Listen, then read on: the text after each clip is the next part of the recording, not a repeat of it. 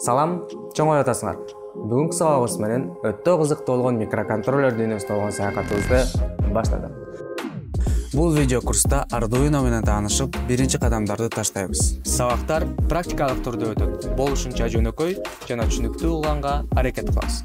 Эгерде сиз микроконтроллер же Arduino деген эмне экенин билбесеңиз, могул жакта же видеонун сүрөттөмөсүндө калтырылган шилтеме менен кирип, 0-сабагыбызды келип көрүп кетиңиз. Бул аябай пайдалуу.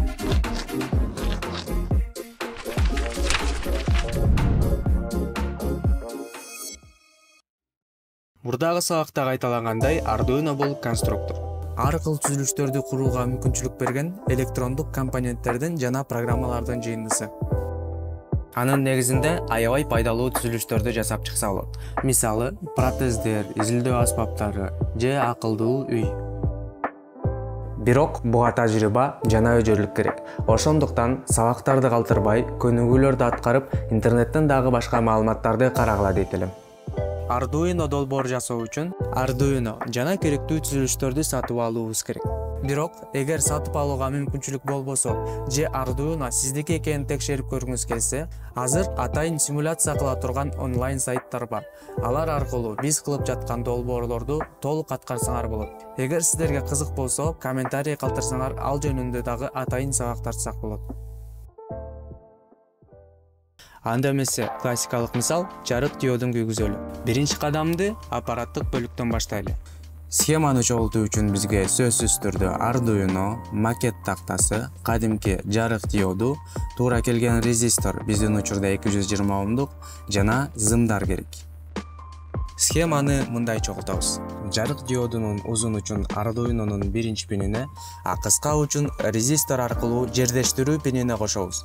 Бул могул англисче GND, ground сөзүнөн алынган. Белгилей кетсек, жарык диодунун анод жана катод буттары бар. Ошол себептен аны менен иштөөдө уюлдугун сактоо зарыл. Бирок, бул жерден бир нерсени эске ала кетиш керек.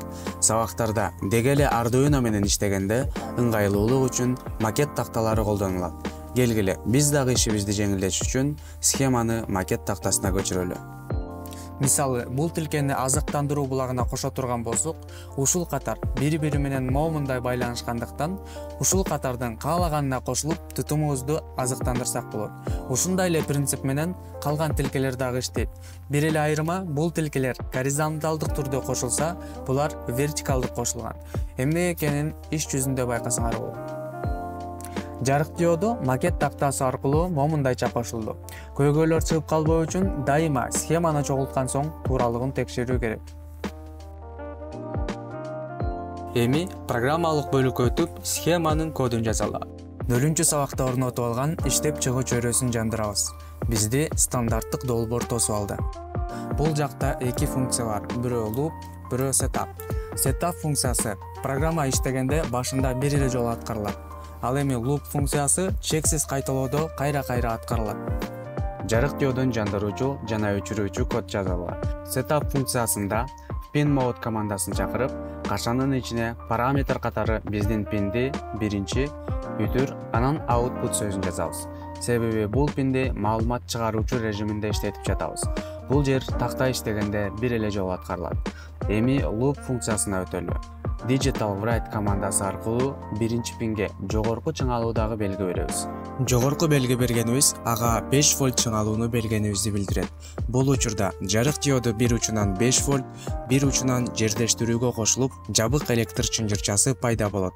Башкача айтканда, ток зым аркылуу агып, биздин диод жарык бөлүп чыгарат. Мындай режимде 1 секундда иштөөсүн билдирели. Ал үчүн delay функциясын колдонобуз. Ал параметрни микросекундалык санды алат. Биздин 1 секунда 1000 микросекунда болот. Демек, кийинки сапка өтүүдөн мурда программа 1 секунда күтөт. Андан соң кайра digital write аркылуу жарык диодубузду өчүрөбүз. Бул үчүн бизге low командасы жардамга келет. Дагы 1 секунда күтмөй калалы.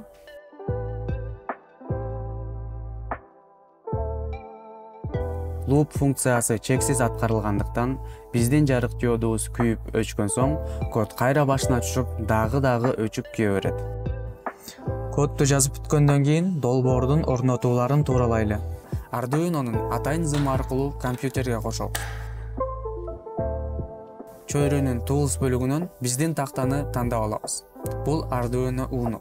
Колдонгон тактабызга жараша Pro болсо Pro, Mega болсо Mega'ны тандайбыз.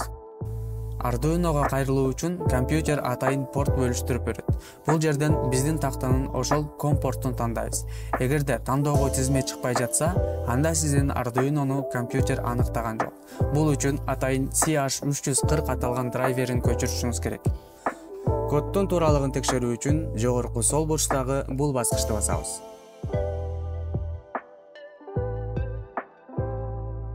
Ката жок. Эгер боло турган болсо, астына эскертүү чыгат.